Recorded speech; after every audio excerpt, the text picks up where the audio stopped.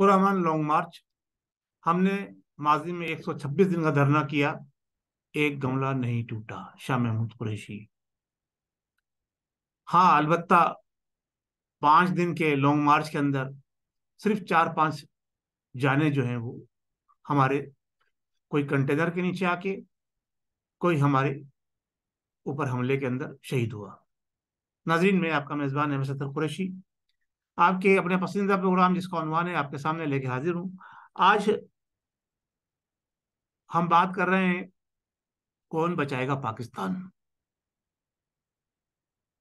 एक का दामाद यहूदी और एक की ससुराल यहूदी, गठजोड़ किस तरफ जा रहा है।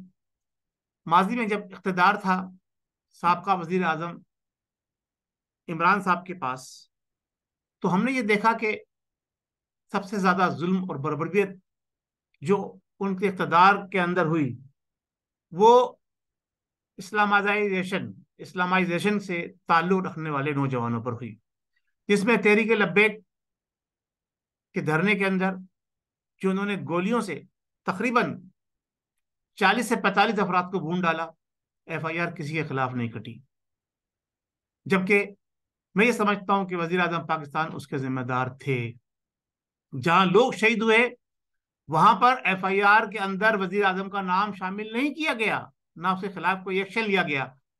और जब रियाजी साहब के ऊपर एक हमला होता है, उनके एक छर्रा लगता है टांग के अंदर, तो कहा जाता है वजीर आजम, वजीर दाखिला और आर्मी के जिम्मेदारान के खिलाफ जो है FIR काटी जाए।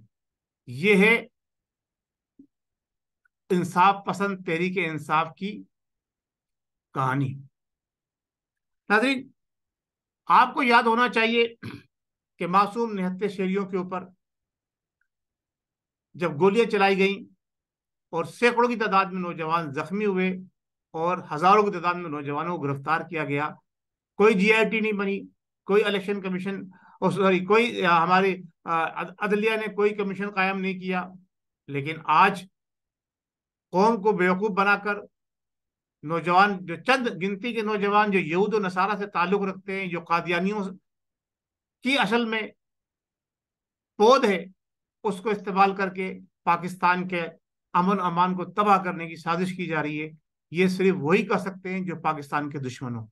पाकिस्तान को खुशहाली तो ना दे सके, पाकिस्तान को तरक्की तो ना दे सके, पाकिस्तान के इदारों को दुनिया भर में बदनाम करने के बाद अब पाकिस्तान को टुकड़ों में तकसीम करने का जो उनका प्लान है उस पर अमल पैरा होने के लिए एक बार फिर नाकाम मार्च को दोबारा शुरू करने का ऐलान किया गया है।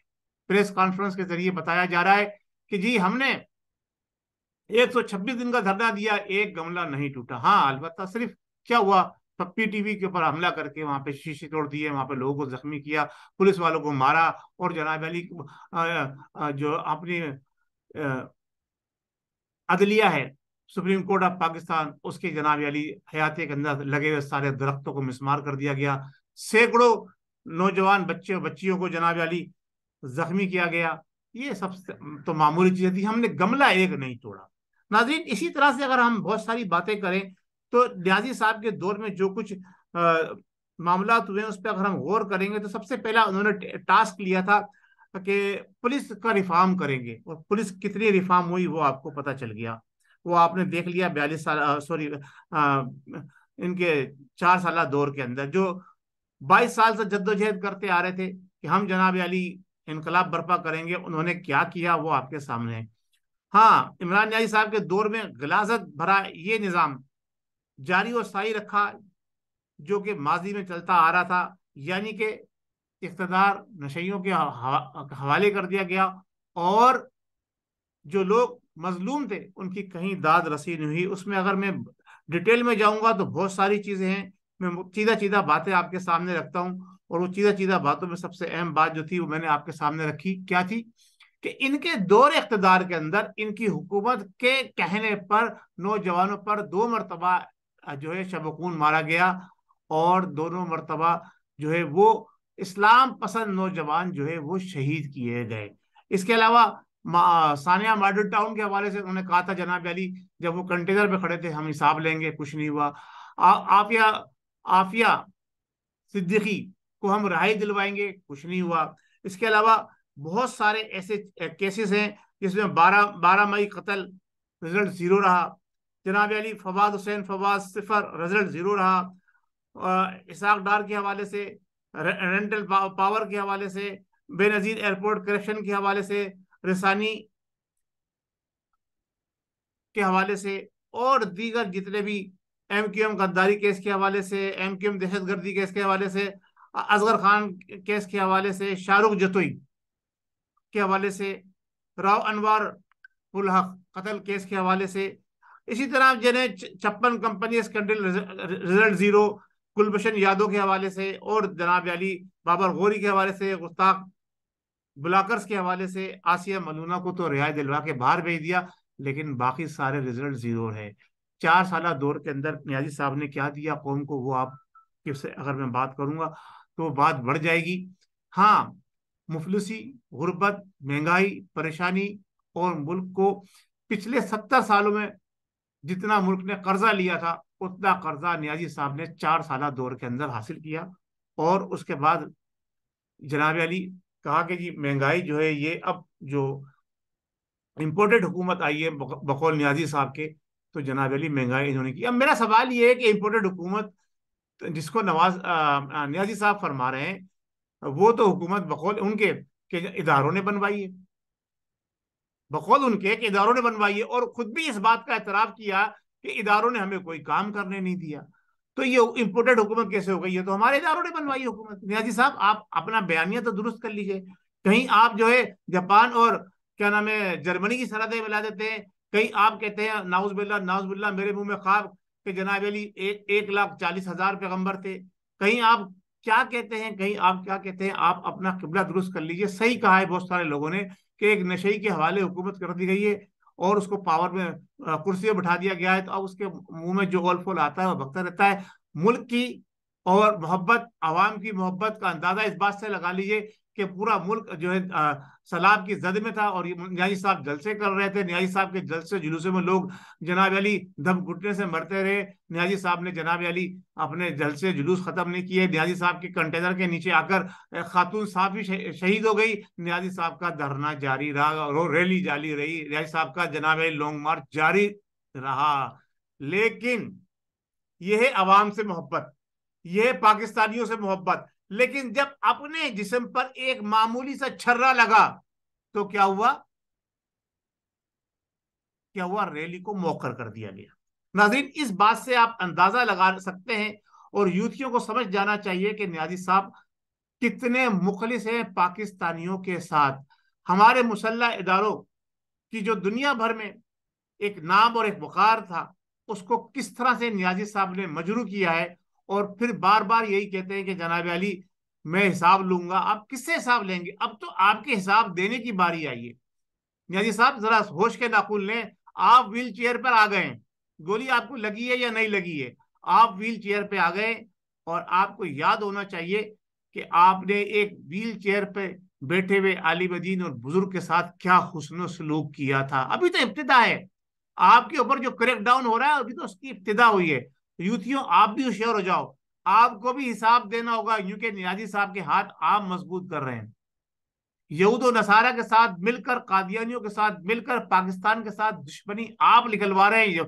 नियाजी साहब को आप इस्तेमाल कर रहे हैं, और नियाजी साहब आपको इस्तेमाल कर रहे हैं। नाज़रीन, मैं भाई से एक मुहिब वतन पाकिस्तानी अपने इदारों को सलाम पेश करता हूँ। हाँ, शख्सियती बुनियाद के ऊपर कहीं ना कोई मामला होते हैं, लेकिन बहैसियत हमारे इदारे, पाकिस्तान के इदारे, पाकिस्तान की जाने, पाकिस्तान की आने, पाकिस्तान की शान और पाकिस्तान की पहचाने, और इदारों में काम करने वाले हमारे जवान, उनकी अजमत को हम सलाम पेश करते हैं, जो शब रोज जवां मर्दी के साथ सरहदों पर खड़े होकर हमारी हिफाजत करते हैं। अब मैं ये कहता हूं कि उन्हीं की जिम्मेदारी है कि वो अंदरूनी मामलात के अंदर मदाखलत करके अवाम उनके साथ सीसा पिलाई हुई दीवार बनकर खड़ी होगी, इन यहूदी परस्त टोलों को कैफरे किरदार तक पहुंचाएं, اور اب انتظار کی گھڑیاں ختم ہو جانی چاہیے.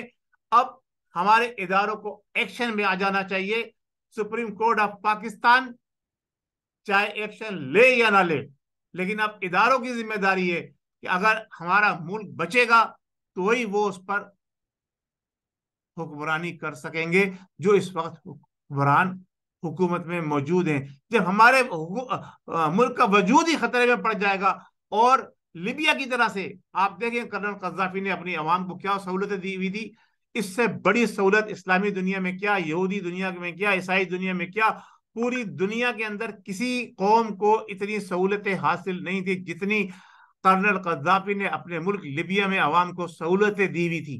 لیکن اس کے باوجود کیا ہوا, ایک سازش کے تحت, یہود و نصارہ کی سازش کے تحت اس ملک کو تتر بتر کر دیا گیا, اور کوئی 50 سے 60 بلین ڈالر سے زیادہ کے ایسٹس جو تھے وہ سب ہضم کر گئے اور عیاشی کرتے رہے, اپنا اکنامی کو مضبوط کیا. یہی حال پاکستان کے ساتھ کرنے جا رہے ہیں, کیونکہ انہیں پتا ہے کہ پاکستان کے مسلح اداروں سے لڑ کر وہ جنگ جیت نہیں سکتے. اس لیے مسلح اداروں کو کمزور کرنے کے لیے پاکستان کی عوام کو ہی ان کے سامنے کھڑا کیا جا رہا ہے, جس طرح سے لیبیا کے اندر اور اس سے پہلے یمن میں کیا گیا. یمن بھی ایک مضبوط مستحکم ملک تھا, اور ہمارے پاکستانی وہاں پر جو ہے وہ پیسہ کمانے جاتے تھے, لیکن آج اس کا حال کیا ہے اور لیبیا کا حال کیا ہے یہ سب آپ کے سامنے ہے. عراق کو دوسرے طریقے سے مارا گیا, لیکن لیبیا اور یمن وہی حال پاکستان کے ساتھ کرنے کا یہود و نصارہ پلان کر چکے ہیں, اور اس میں سپورٹ کرنے کے لیے انہوں نے ایک یہودی کے داماد جس کا نام عمران نیازی استعمال کیا ہے, اب ایک یہودی کا سسر جس کا نام اعتزاز حسن ہے وہ بھی اس کے ساتھ شامل ہو گیا ہے. اس بات سے آپ کو اندازہ کلیئر ہو جانا چاہیے کہ جناب علی سازش کہاں سے ہو رہی ہے, سازش کون کر رہا ہے. اور یہ بیرونی طاقتیں عمران نیازی کے اوپر جب پاکستانی میڈیا نے تھوڑے سے مختصر سے عرصے کے لیے بیل لگانے کی بات کری, تو بیرونی میڈیا جو کہ ٹوٹلی یہودیوں کے کنٹرول میں, وہ جناب بلبلا اٹھا اور اس نے جناب علی عمران نیازی کو سپورٹ کرنا شروع کر دی, ان کے بیانوں کو جاری کرنا شروع کر دیا, اور ان کی تحریک کو ہوا دینے کے لیے وہاں سے بھی جو کام شروع ہوا وہ آپ کے سامنے. ان تمام چیزوں کو, ان تمام باتوں کو اگر آپ سامنے رکھیں تو یہ حقائق یہ بتا رہے ہیں آج کے. ویسے تو آج علامہ اقبال ڈے ہے, آج 9 نومبر ہے. لوگ جو ہے وہ علامہ اقبال کو بھول گئے, شاعر مشرق کو بھول گئے, جنہوں نے فلسفہ خودی پیش کیا اس کو بھول گئے, جنہوں نے کہا اپنے نوجوانوں کے لیے نہیں تیرا نشے بنس قصر سلطانی کے گنبد پر, تو شاہین بسیرہ کر پہاڑوں کی چٹانوں پر. اور انہوں نے یہ کہا نہ ہو نا امید اقبال اپنی کشتی ویرا سے, ذرا نم ہو یہ تو بٹی بڑی سرخے سے. ہمارے یہاں بڑے ذہین نوجوان بیٹھے ہوئے ہیں, ڈاکٹر عافیہ صدیقی اس کی ایک مثال تھی, ڈاکٹر عبد القدیر اس کی ایک مثال تھا, اور جو بچی جس نے نام میرے ذہن سے نکل گیا, مائکروسافٹ کے اندر کم عمر ترین بچی جو تھی وہ ہمارے ملک سے تھی, جس نے جناب علی مائکروسافٹ کے جو انعام حاصل کیا. یہ ساری چیزیں ہونے کے باوجود نیازی صاحب نے اب قوم کو کس راستے پہ نکالا ہے, ناچ گانے ڈھول تاشے اور یعنی بے حیائی, اور وہ انٹی موم بتی انٹی مافیا جو ہے وہ نیازی صاحب کے پیروکار ہیں. نیازی صاحب کو آگے بڑھانے میں ان کا ہاتھ ہے. میرا جسم میری مرضی, یہ نیازی صاحب کی جناب علی قوت ہے.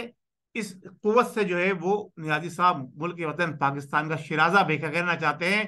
لیکن اقبال کہتا ہے قوت عشق سے ہر پست کو بالا کر دے, دہر میں عشق محمد سے اجالا کر دے.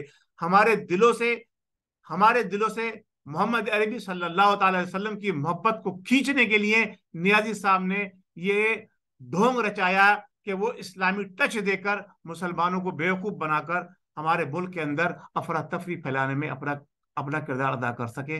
اور کتنے وہ کامیاب ہو گئے وہ آپ کے سامنے. لیکن اب وقت آ گیا ہے کہ ان کی ناک میں نکیل ڈال دی جائے, اور میں اپنے مسلح اداروں سے, سپریم کورٹ آف پاکستان سے اور محب وطن اسلامی جماعتوں سے یہ بات کہوں گا کہ ان کے عزائم کو خاک میں ملانے کے لیے ایک میدان عمل میں نکلیں اور ایک تحریک چلائیں کہ ہم اپنے اداروں کے ساتھ ہیں، ہم اپنے مسلح نوجوانوں کے ساتھ ہیں، ہم اپنی عدلیہ کے ساتھ ہیں، ہم نیازی صاحب کو کسی بھی صورت میں کہیں بھی کامیاب نہیں ہونے دیں گے۔ یہ لاشیں گرا رہے ہیں، جلاؤ گراؤ کر رہے ہیں اور پریس کانفرنس کرتے ہیں کہ ہم نے ایک گملہ بھی نہیں چھوڑا۔ اللہ تبارک و تعالیٰ ان جھوٹوں سے، ان ظالموں سے، ان یہود و نصارہ کے ایجنڈوں سے، ان قادیانیوں کے ایجنڈوں سے میرے ملک کے وطن پاکستان کو آزاد کرائے۔ ان کا اگر لہو بھی گرتا ہے تو گر جانے دو، میرے وطن کو، اے محب وطن پاکستانیوں بچا لو۔ بہت شکریہ۔ پاکستان زندہ باد۔